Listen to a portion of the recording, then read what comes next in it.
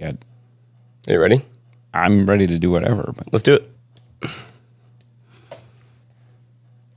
What's up, guys? Todd and Toddie here from RCExcitement.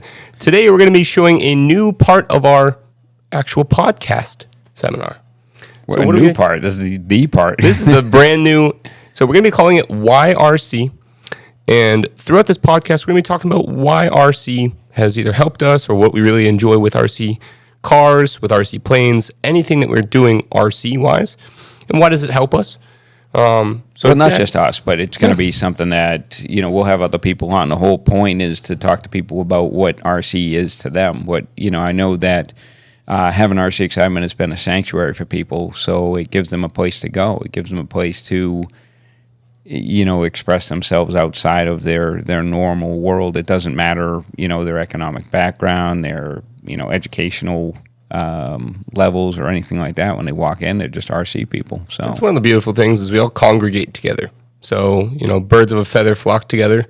Dad and I always used to go to the track.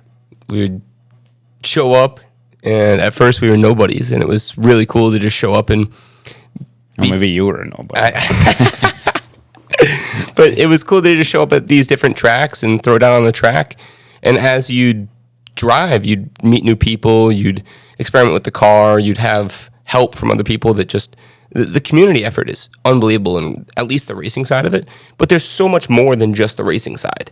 There's the vintage collection, like what you do nowadays. There's the 8th scale racing side of it. There's indoor 10 scale racing. There's dirt bikes. Well, there's crawlers. I mean, rock crawlers. There's so much to it.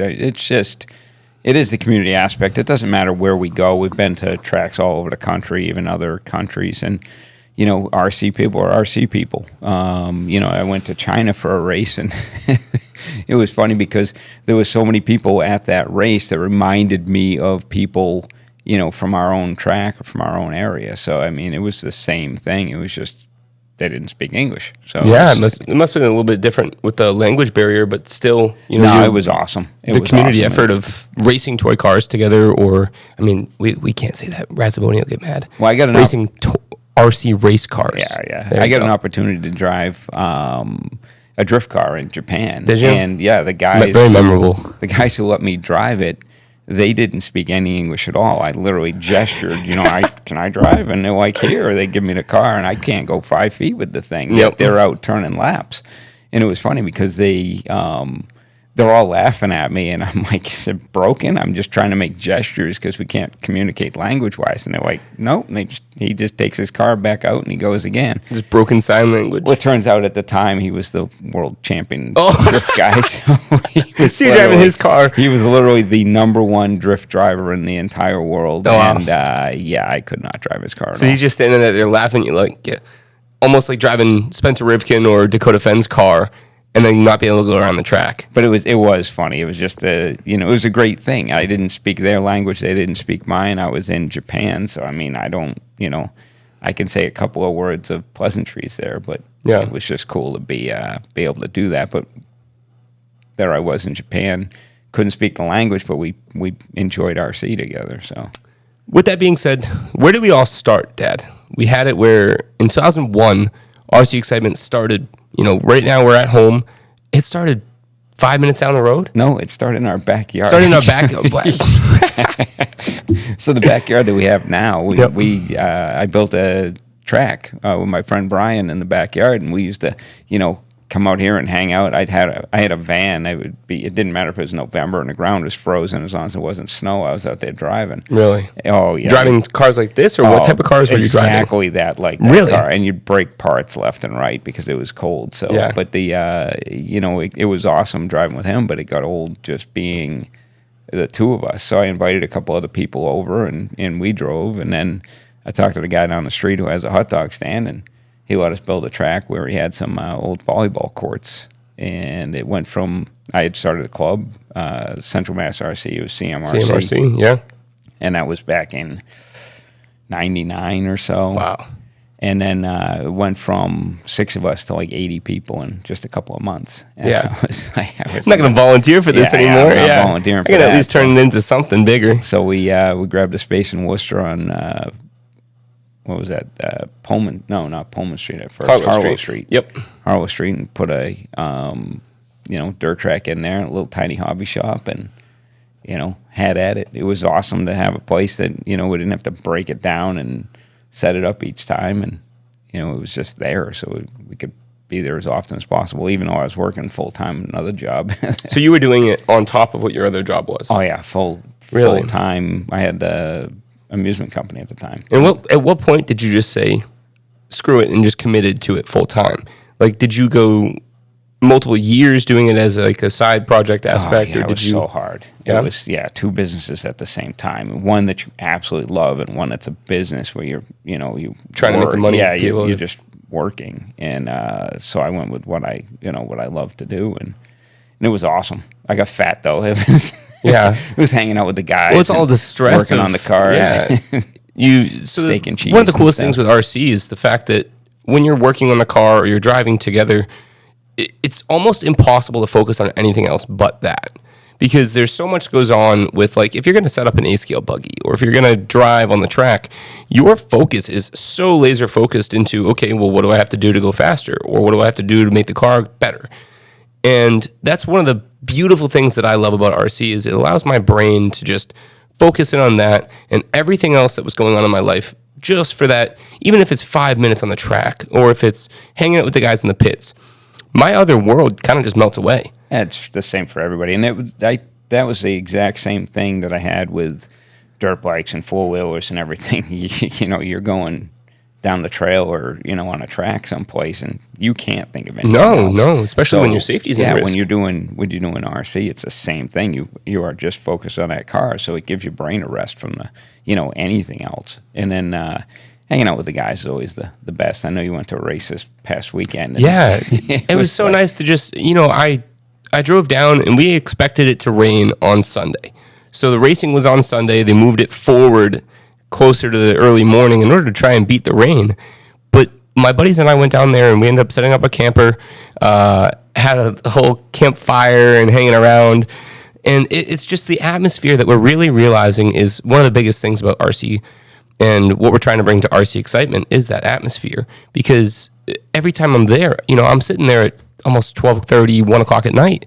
And I'm thinking to myself, I'm like, I'm so happy right now. I'm okay with just going home at this point. Like, obviously, the driving is the thing that we're there for. That's what you're there for. But, it's some of the best times I have ever had. And this isn't even RC related. It is RC related in the sense, but is the trips, the travel, the before the track, the after the track. The build-up.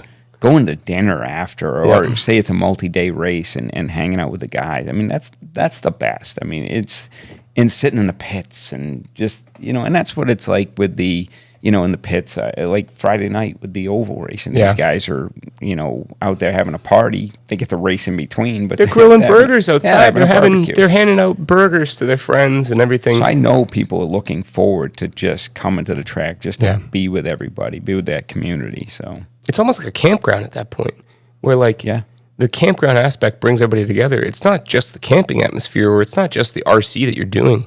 It's the community that you're building, the camaraderie between, I don't know what his background is and what everything else that's going on in his life, but the fact that, we're just sharing this common interest, it's so bonding together that you're there for each other no matter what. Well, I mean, my best friend that I've had for, Dan Lawrence, 22 years or something, laughed at me.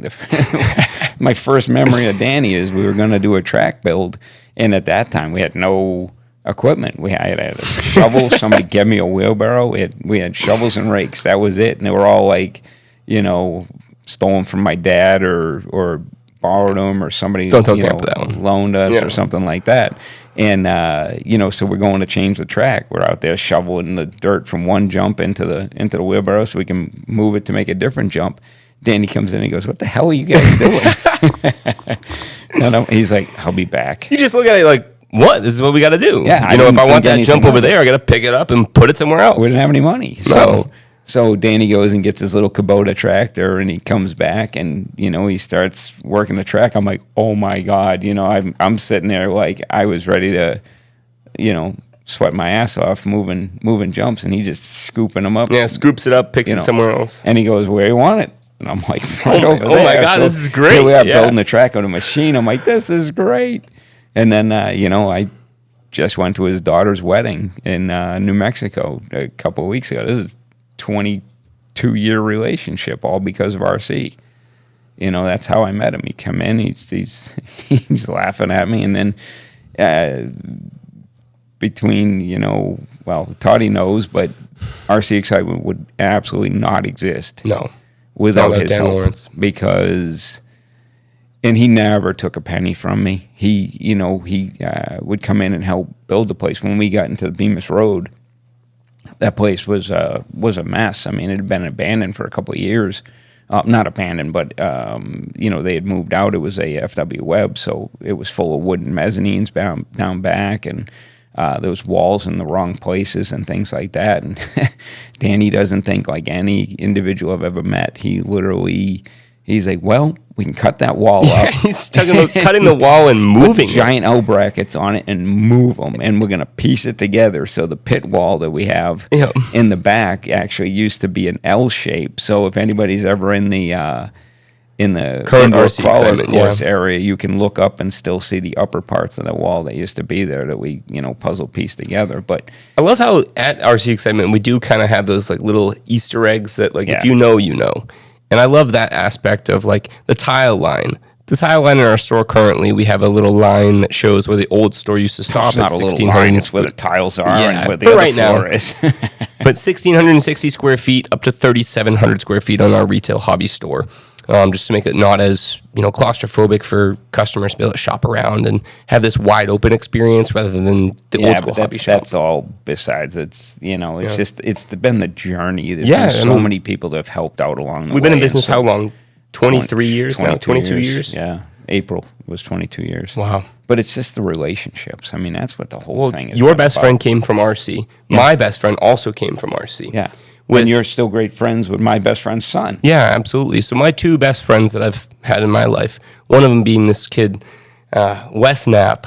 Yeah. That kid's absolutely phenomenal. One of those that you understand, it's a long-term, lifelong friend. Oh, it's like having another kid around now. Yeah. Dad shakes his head all the time. Yeah. And but then him and then also Liam Lawrence, two of my buddies that I used to travel racing with, and we would just share that camaraderie of going to races and being competitive with each other, but also helping each other out. And I have so many pictures of Toddie and Liam. We used to go to this race.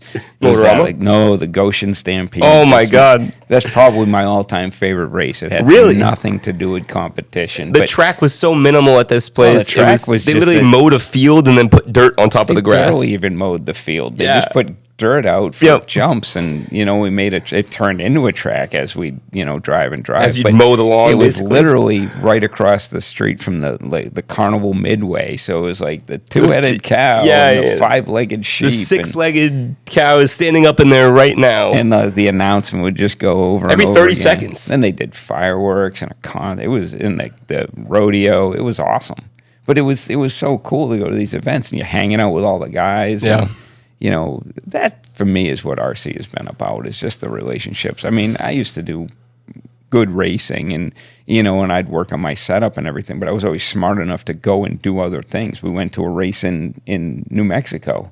I think it was 2006. When the grip was crazy high. Oh my God, we were terrible.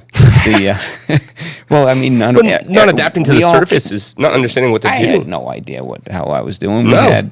We had a loose dirt surface at our track that we'd be out there fixing the jumps every, 3 heats. And every 3 heats? Every 3 heats. So you were dumping dirt back in the jump phases? No, you just go back and rake it out and step on it. And you make it seem so simple. That's not simple. That's a lot of work. Simple. No, it was just loose dirt. You just rake it back in the hole, step on it, and go again for 3 heats. So we didn't know what to do. But then we get out to New Mexico, and it's a sugared clay surface. And it was traction to the moon. I mean, you could have run these tires down until the foams were showing. It's one of those tracks, don't fall down kind of thing. Don't fall down. Yeah, but you also don't turn real hard because we get down to the end of the straight completely. And just take a quick right, and the thing you go bloop, bloop, bloop, and just roll right off the current tires you're running are gone in 60 seconds if you run the super softs. Oh, it was hilarious. No, I don't know what we were doing, but we had so much fun. I mean, after racing was over, instead of sitting there and working on our setups and trying to get it all right, we were, first time I ever played blackjack at a casino. Yep. The dealer's name was Phone.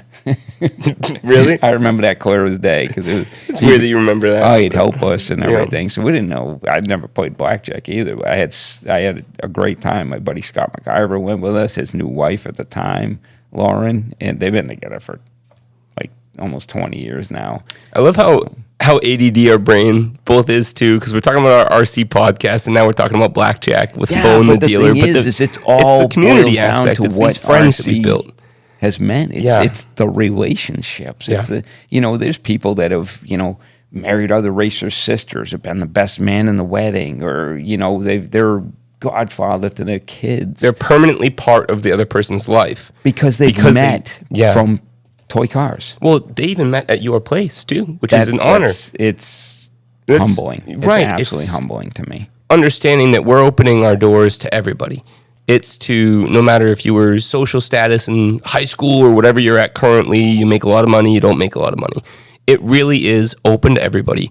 And we have a price range for everybody, but we also have that full community effort where we understand that we've built this sanctuary. It's not even the price range. I mean, there's guys that come in that they can scrape together what they can scrape together, and other guys are giving them stuff. Yeah. I've seen full cars. They get the car finally, and then people just hand them electronics that they have laying around. They're just nice people. No, They're like, I'm not going to use this, and I'd like to see you use it. I have seen full deal where somebody donates the car, somebody donates the speed control. They're just nice people, not just the people who are giving the stuff, but the people who are getting the stuff. They're they're trying their best. I mean, not everybody has it easy in life. There's always different circumstance, and to see the support that happens is incredible. Like, we do the charity events each year, and in reality, we're giving up the entry fees and stuff, but people are just pouring in. Yeah, you're just making congregation time at that point, where the generosity just keeps flowing at that point, where it's not just from us. We're being, you're being generous in that way of saying, hey guys, I'm going to offer a place to race for free if you guys bring this in. The community. But the community is what really builds it up. Every single time they step up. And that's the thing, is that everybody takes care of each other. And it's so funny because it's toy cars, but it's so much beyond that. It means so much more to people. But I've always loved the aspect of going to races and sharing it with my dad too. The fact that we're not just going to these tracks, we're going as a family. We're going as him and I bonding together, going on the track, talking about it afterwards. But not just that, is now we're bonding with other people. We're creating these relationships. Him and I are working on the car together, so we're learning at the same time. No, I worked on his car. I got to take that one back. Now he just hands me a radio. Yeah. Nowadays, I can't get him to clean his tires, can't get him to charge his battery. So I've got to do that one. Yeah, Dad's going mayor status, where he's going and talking to everybody, which it's definitely rubbed off on me as well. I find myself naturally just going out, and I've taken a step back from the car aspect and just the driver role.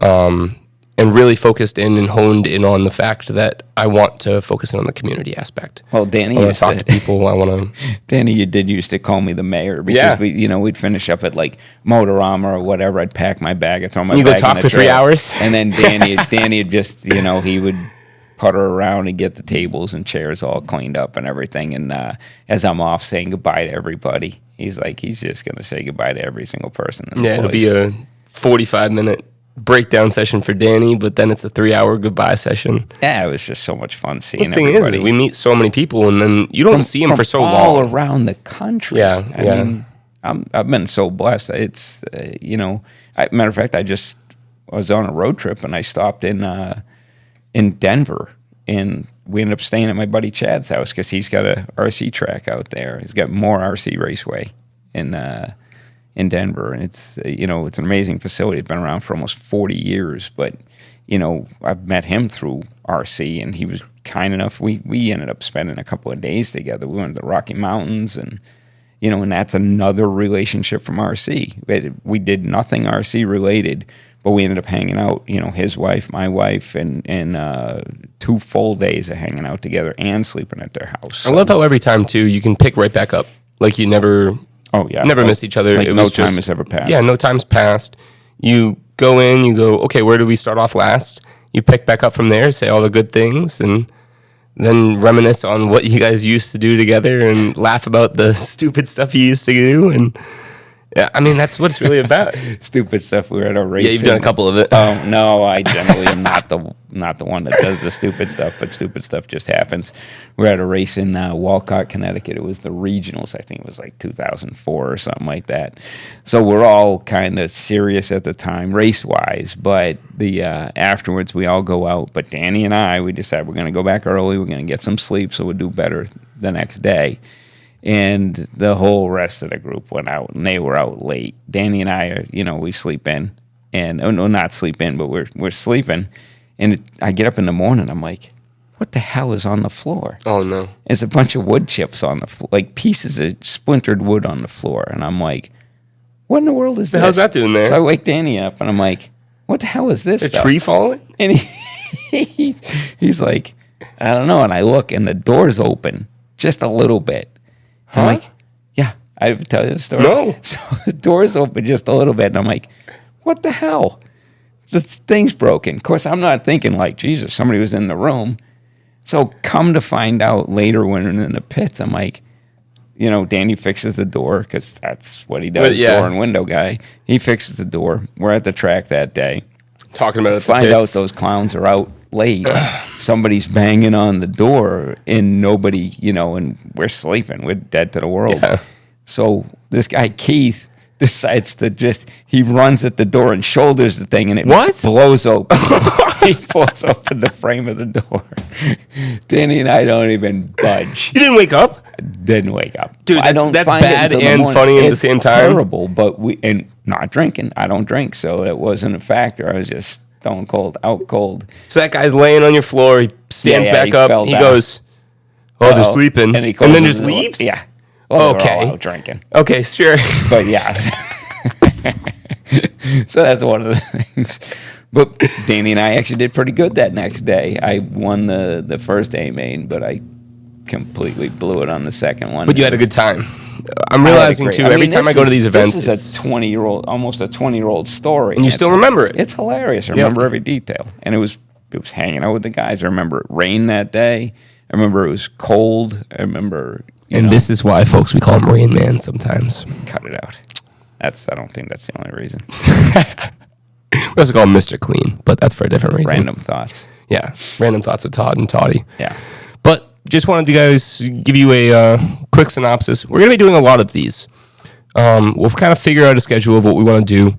I'd love to have other people on the podcast and talk about WhyRC with them and see what they enjoy. We have so many different demographics of people. Like, think about airplane guys, or think about RC hobbyists that do rock crawling guys, and they do scale models.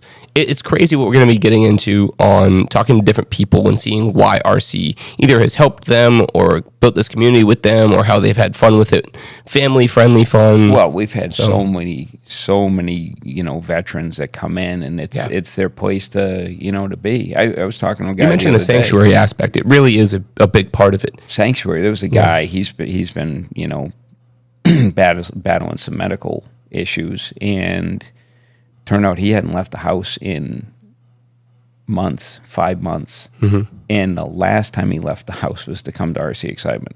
So the last time, and then the next time was to come to RCExcitement. Wow. I think it was Saturday he came in because he saw the new motorcycle. Oh yeah. And he hadn't left the house because just medical.